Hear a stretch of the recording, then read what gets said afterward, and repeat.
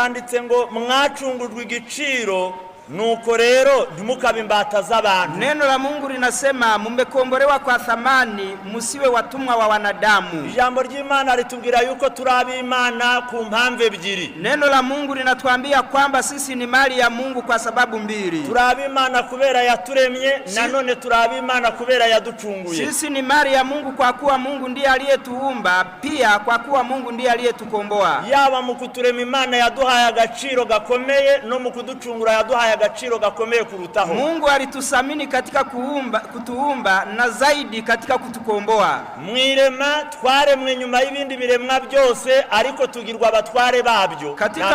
Katika uumbaji tuliumbwa baada ya viumbe wengine, lakini tukapewa mamlaka ya kuvitawala. Hiyo ni thamani. Kandi mu gihe ibindi byaremwe ku ishusho yuko bisuko, twebwe Imana yaturemye ku ishusho yayo. Viumbe vingine Mungu alivipatia sura mbalimbali, lakini sisi Mungu alitutengeneza kwa sura yake. Ako na agaciro Imana yaduhaye mwirema. Hiyo ni thamani tuliyopewa na Mungu katika kutuumba. Icyaha kimaze guhindanya umuntu, dhambi ilipomchafua mwanadamu, urukundo Imana yadukunze rwatumye itanga umwana wayo kugira ngo nitumwizera twe kuzarimbuka ibitubonye ubwa kabiri. Upendo wa Mungu kwetu ulimufanya kumtoa mwanawe mpendwa ili muaminipo tusipotee tupate uzima wa milele. Mungu ametusamini kwa mara ya pili. Twaremwe n'Imana, kwa kuwa tumeumbwa na Mungu, ikaducunguza amaraso y'igiciro ya Kristo. Kwa kuwa Mungu alitukomboa kwa damu ya thamani ya Kristo. Imana iratubwiye ngo mwacungurwe igiciro cyinshi, nuko rero ntimukabe imbata z'abantu.